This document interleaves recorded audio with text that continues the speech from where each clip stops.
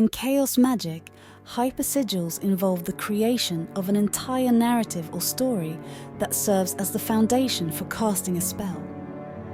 The various components of the hypersigil, such as characters, plot, themes, and symbols, are interwoven to create a powerful and immersive experience. Hypersigils commonly take the form of short stories, songs, and poetry. However, any artistic medium can be used. In this video, we will use writing as an example in order to demonstrate the key points of hypersigils. By writing a story, you are allowing yourself to gradually enter a trance state, wherein your mind becomes increasingly absorbed in the details of the work. As you begin this act of world building, you are loosening the margins of your psychic sensor and allowing yourself to see beyond the limits of the material realm. From this state of gnosis, you allow your intentions and desires to come forth, flowing directly from your unconscious onto the pages in front of you. As you create your artwork, allow yourself to feel the experience in real life. Imagine that you are living within the story, and that all of its details are coming to life this very moment. The emotions you feel from this experience will charge your ritual. After all, emotions are known as energy in motion. Remember to take as much time as you need. By adding more details to the story, you make it feel more real, thus giving it more emotion and adding more power to the spell. As you write, think of your intention as the backbone of your plot. In the beginning of the story, your intention has not manifested. However, as the story goes on, your intention becomes more visible until at last, when the main character's deepest desires come into full bloom. In this way, you are writing your own future into existence. It should be noted, however, that you are encouraged to write as if the events of the story were taking place in the present. We should always state our intentions as if they were coming to life right here and now. When you are finished writing your story, seal it as though you were putting it in an envelope and shipping it through the mail.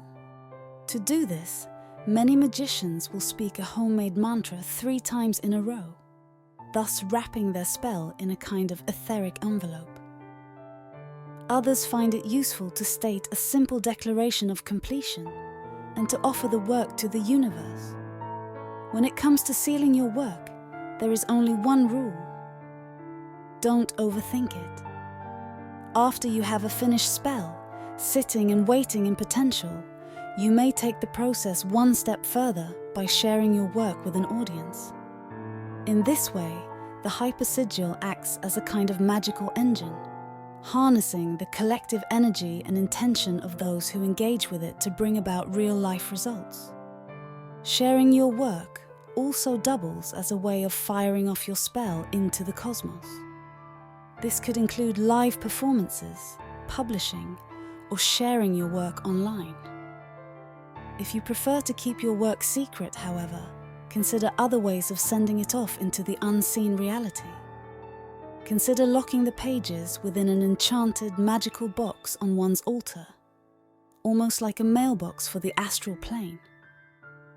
If it is written on a single page, the magician may burn the paper within a fireplace or cauldron, while always keeping physical safety and legality in mind.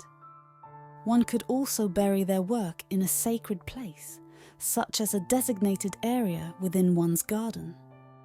The method of casting one's work into the vast beyond should be personal, meaningful, and exciting.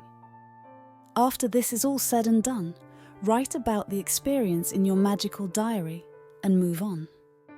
Ground yourself in the material plane, disperse your excess energy, and relax. As time goes on, enjoy the appearance of synchronicities, large and small, because these may indicate the oncoming manifestation of a spell. When your energy levels are ready, feel free to move on to another spell. This will help your mind move on from the previous casting and will help you form a queue of oncoming manifestations. Be mindful of your intentions, however. It is never a good idea to cast 2 spells, back to back, if they contradict each other. Remember, creating a hypersigil is highly personal, and these steps are general guidelines. Modify them to fit your own needs, and above all, enjoy the process. Thank you for joining us, fellow explorers. Until next time, stay curious, remain inspired, and follow your higher selves.